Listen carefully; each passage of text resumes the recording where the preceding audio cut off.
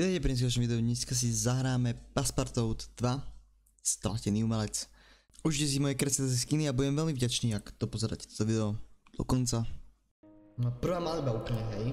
Musí to byť niečo krásne. Nakreslím vlastné logo.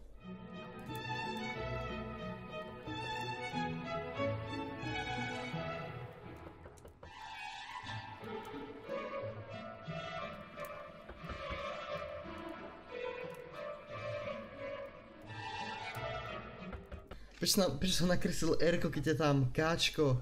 Ja už neviem, aké mám logo. Hodil to do ohňa. Vôbec sa nečudujem. Bobby. Dobrý deň, Bob. Tak nemám moc peňazí, tak asi ti dám papier, man. Moje pero mi nezobereš.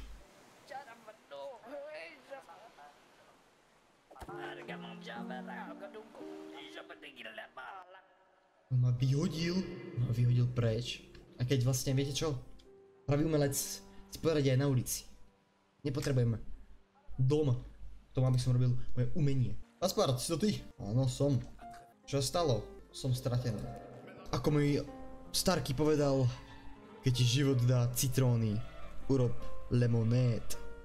Ok, tak tu nám pán Benjamin chce, aby sme mu dokončili tento masterpiece. Pripravte sa.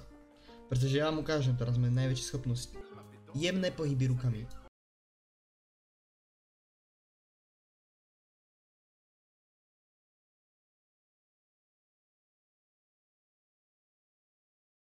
Ľudia ma budú považovať za boha umenia.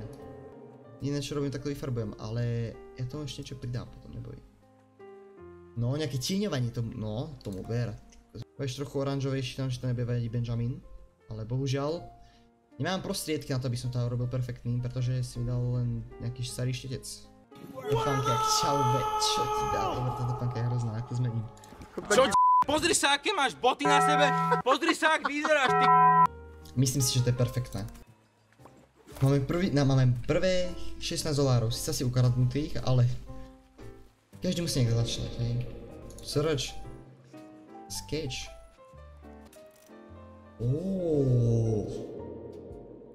Cool. Ja kradnem s košou umenie niekoho iného a predávam ho. Teda ešte som nepredal ani jedno, ale budem sa snažiť ho predať. Myslíš, že mi ho niekto kúpi?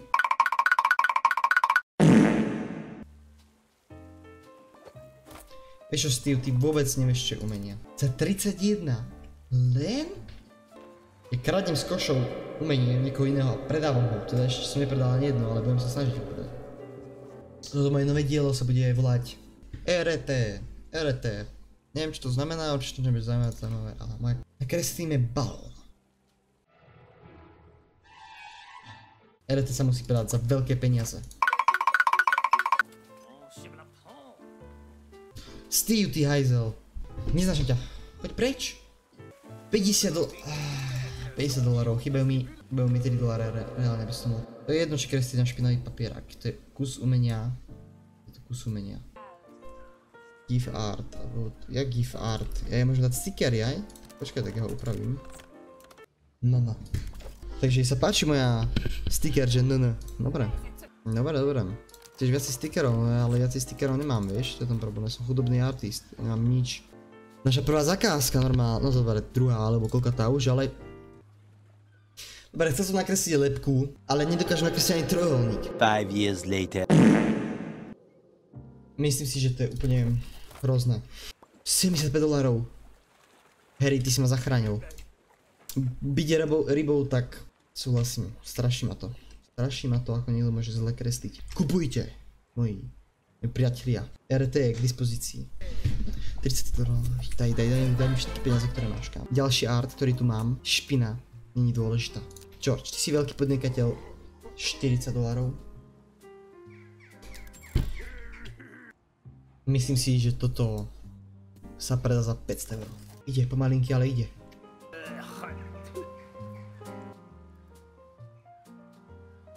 Kúp to prosím ťa, George, aspoň na tých 15 dolárov, či koľko si mi to dával. 37. Benjamin, ty ma nikdy nesklameš. Ty vždycky kúpiš najväčšie sračky. Chceš nám pomôcť s plagátmi? Plagáty? Ak mi za to zaplatíš, tak pomôžem s plagátom. Nazvem to, že nová éra. Ja viem, čo nakreslím.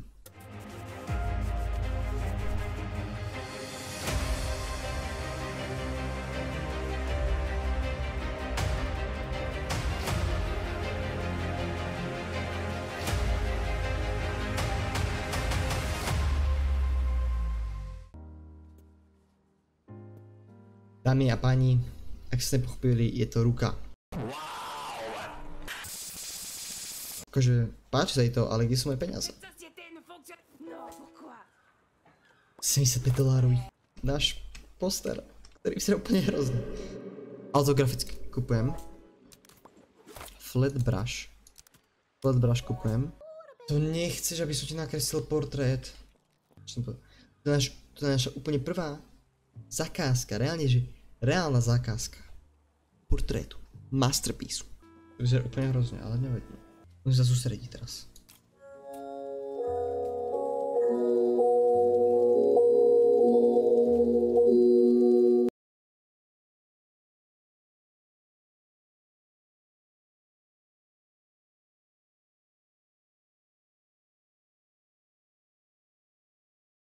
Nos.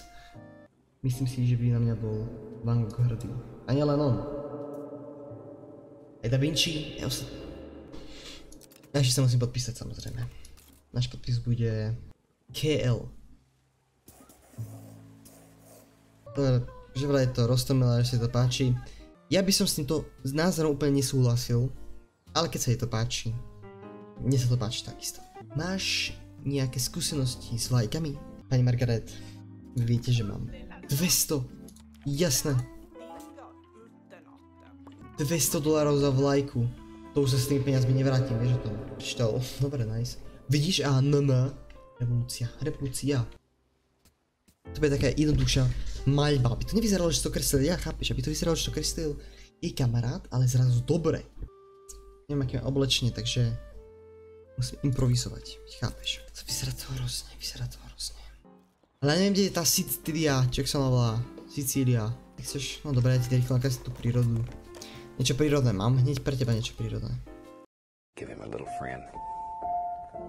Everybody needs a friend. You know, it's like in life. You gotta have a little sadness once in a while so you know when the good times come. Just have a good feeling and be happy and in love with life and your world. Za mňa, myslím si, že pánovi Steveovi sa to určite bude páčiť. Ja som hovoril, že ja sa zlepším.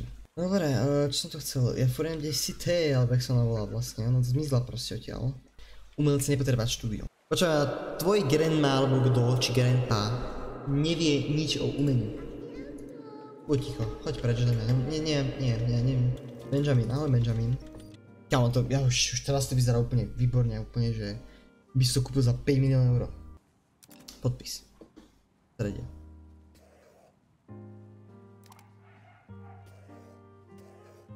Hrozný podpis, nevadí. Nemá to pomenovanie, pretože to je krásne. No. Benjamin, čo na to hovoríš? Čo? Benjamin, ty blázon! To si idem niečo kúpiť od teba. Ty psychopat. Cerusku kúpim. Dobre, ja furt neviem, kde tá Sicílie. Dobre, ale myslím si, že bonjour. No na túto francúzskú revolúciu ukončím a tam ste mohli vidieť jasný dôkaz toho, že som znovu zrodený Van Gogh, Picasso. Ak sa vám toto video páčilo, tak samozrejme daj like, odber. A uvidíme sa na budúce pri ďalšom diele, ak niekedy vyjde, pretože pri ďalšom diele nakreslíme toho viacej.